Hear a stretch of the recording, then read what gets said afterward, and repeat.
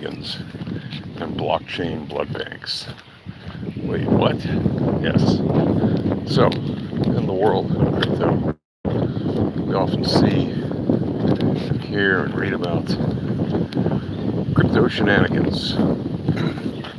For example, there is a fake Ripple stablecoin that was launched recently, basically by scammers that fooled people into buying that fake stablecoin, and people got upset over the fact that they were fooled and duped into buying a fake Ripple stablecoin. Now,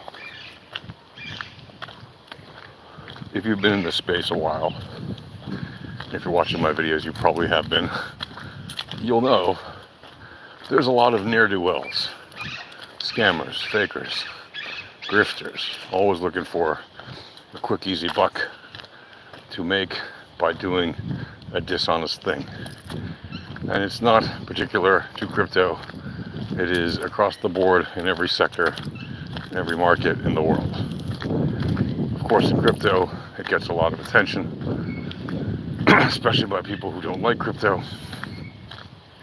And they will make hay out of the insane things that people do when they put their hard-earned money into obviously fake things.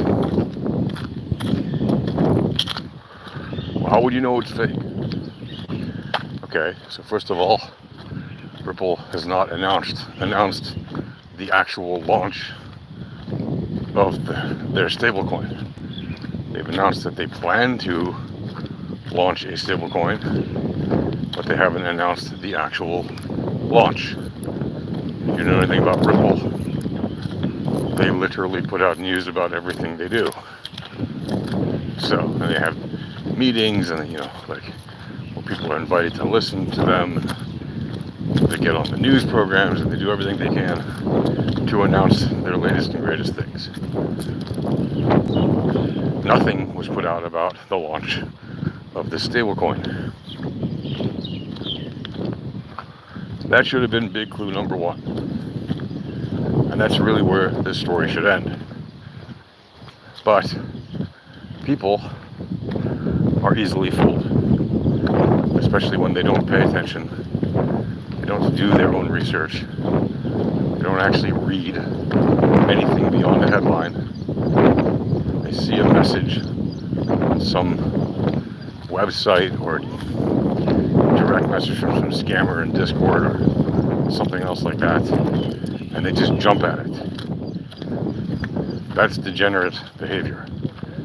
That is gambling. 100% pure degenerate gambling. If that floats your boat, good luck. It's probably not going to work out very well for you. At the same time, you have other shenanigans happening in the industry, like people panicking in the traditional CA world, not knowing whether or not the assets that they like to trade are going to reverse action. As a VEPS trader, you know, at least as far as I'm a VEPS trader, I know that the answer to that question is based solely on the VEPS: volatility, entropy, probability, and statistics. It is not based on the price action. It is not based on price action indicators. It is not based on insane things like the so-called fear and greed index, which is complete nonsense intended to fool people. There's a guy out there who is well known in the crypto analysis space. He has many hundreds of thousands of subscribers. His name is Ben Cowan. And if you've seen any of his videos, you'll know he does traditional TA charts and analysis and uses traditional TA tools to do that. And he's out there today, his latest video from some hours ago, saying that Bitcoin has reached a 30 on the Fear and Greed Index, thus moving the asset back into fear mode, which it hasn't been in a while. To which any webs trader will tell you, so what? That is complete garbage. And again, if you're not familiar with why the Fear and Greed Index is complete garbage, I will tell you why. It is because of the main that is used to calculate the Fear and Greed Index is the volatility of price. And if you are a VEPS trader, you know that that's not a thing. When it comes to trading, what matters is the standard deviation of returns, because that is volatility. Price is a lagging indicator. It is a result of the returns and of the standard deviation of returns and correlation telling you which direction the asset is moving. A nonsensical, misleading, fake indicator like the Fear and Greed Index is supposed to tell you about so-called market sentiment, which is a complete nonsense, deceiving, deceptive indicator. There's no such thing as measurable market sentiment on the whole, because there are way too many variables, because any trader can make any decision at any time for any reason. Therefore, you absolutely cannot rely on that. If you try to trade according to the Fear and Greed Index, your chances are probably that you are going to get wrecked. So, while people out there listen to these kind of fake YouTube jimmies out there, these fake TA gurus telling you such claptrap as, oh yes, there's a support line that they randomly draw with their horizontal line on some random level here, and there's a resistance line there that they again draw with some nonsensical random horizontal line. And they point out the difference. That is shenanigans, and it's big in the crypto space. Now, what about Bitcoin or blockchain blood banks?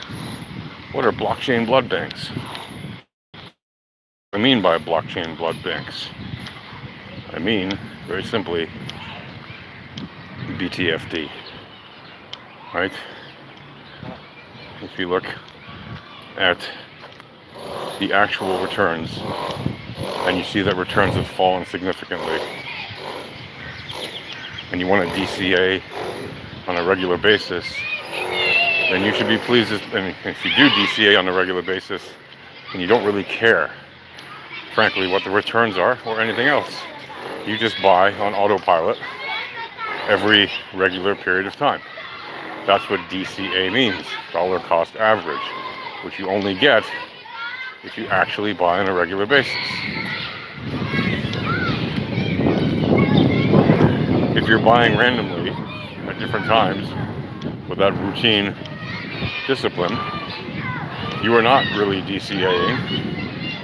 I mean, technically you can calculate your DCA,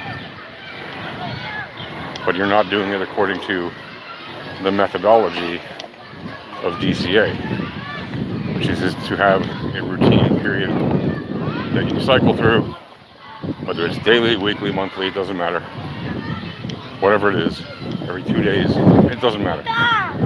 You buy no matter what, you buy the same amount no matter what, every period of time. That is a true DCA plan.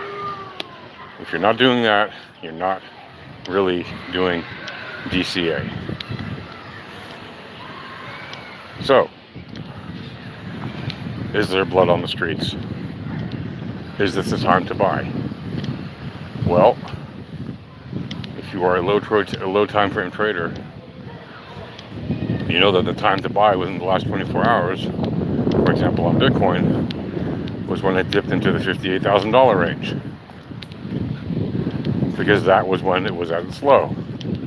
And you would have seen it on the 1 minute time frame, for example, or the 15-minute, begin to move back up very nicely from there. So that would have been the time to buy.